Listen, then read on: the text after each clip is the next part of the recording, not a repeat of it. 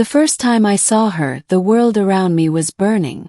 I was a soldier stationed on Ganymede Outpost, one of Earth's colonies in Jupiter's orbit. We weren't supposed to be there long, just a routine patrol to guard the resource convoys, but war has a way of stretching missions into years.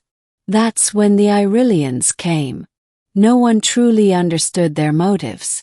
They weren't mindless conquerors, but they weren't friendly either. They were tall, elegant beings with luminous skin that shimmered like starlight, their voices resonating like songs in the air. Their ships didn't look like human war machines. They looked like living sculptures, pulsing with energy. And when they attacked, entire battalions vanished in waves of blue light. During one such attack, I was separated from my unit.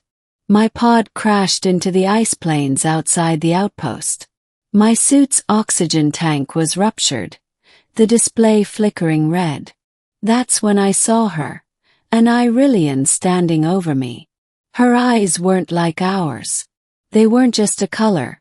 They shifted, glowing like galaxies. Her voice cut through the static of my helmet. "Human, you should not be here." Thought she would finish me. Instead, she touched her hand to my cracked visor. A faint glow passed from her skin into the glass, sealing the breach, giving me air. She saved me. I never knew why. Her name was Leora. For the weeks that followed, she hid me from her own kind. She took me into caverns carved beneath Ganymede's surface, where strange crystalline plants pulsed with light and rivers of liquid methane glowed like veins of silver. She spoke of her people, of how they believed humans were reckless, dangerous children of the stars. Yet she was curious. We argued, we laughed, we stared at one another in silence, as though trying to read each other's very souls. When she sang, because the Irilians spoke in tones that bordered on music, the sound wrapped around me like warmth. And when she looked at me, I forgot there was a war above. But the war was real. One night, alarms blared in the distance, the echoes reaching even her caverns. She told me I had to leave. My people had mounted an evacuation, and if I stayed, I would die. I begged her to come with me. She only smiled, sorrow flickering in those star-filled eyes. "Our paths are not the same, human. But I will remember you." And then, with her hand against my chest, she pushed me toward the tunnels that led back to the human outpost. I left her behind. Years passed. The war dragged on but eventually ended in an uneasy ceasefire. Humanity pulled back from Jupiter, licking its wounds. I returned to Earth. You would think coming home would bring peace, but Earth felt smaller than I remembered. Its skies were heavy, its cities overcrowded, its people oblivious to how vast and dangerous the galaxy truly was. But what haunted me most was her. Leora. Her voice would come to me in dreams. Sometimes I swore I heard her song carried on the wind. I tried to bury it, to live like a normal man again.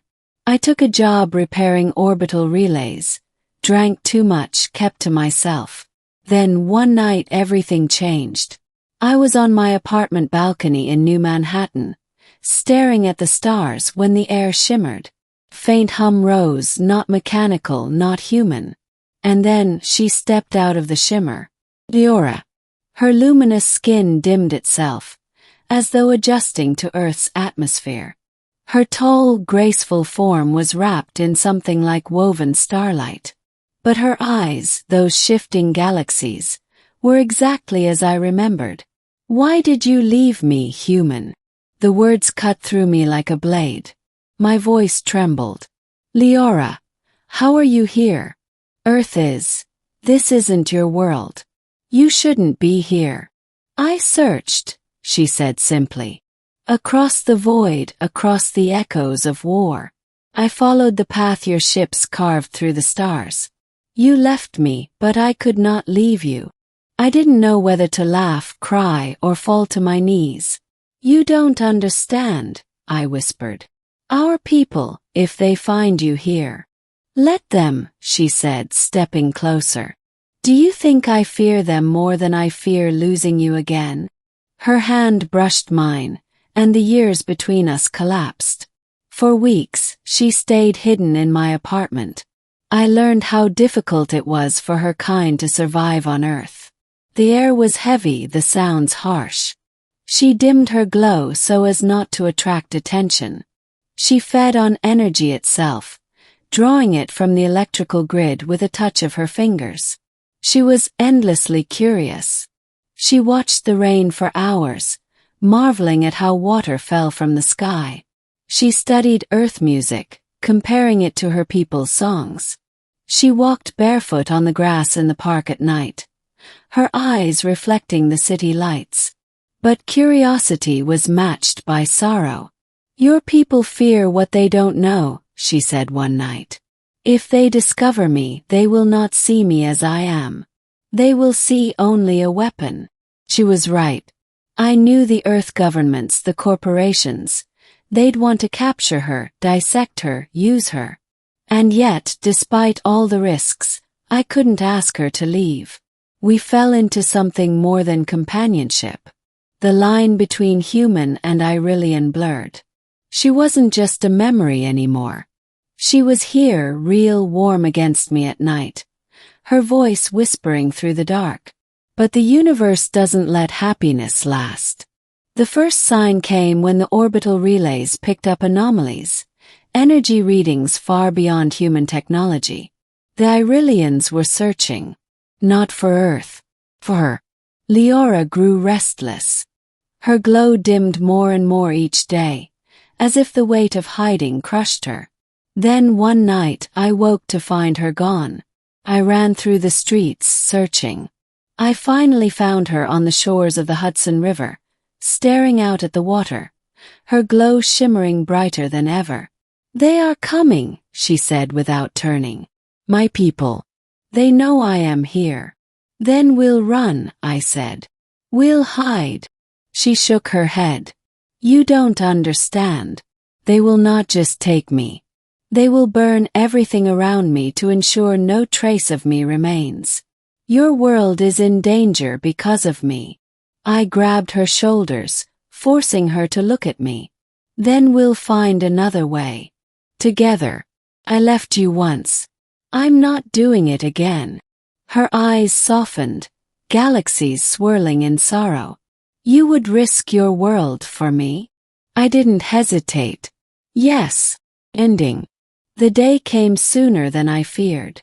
The sky over New Manhattan tore open, light cascading like dawn and fire.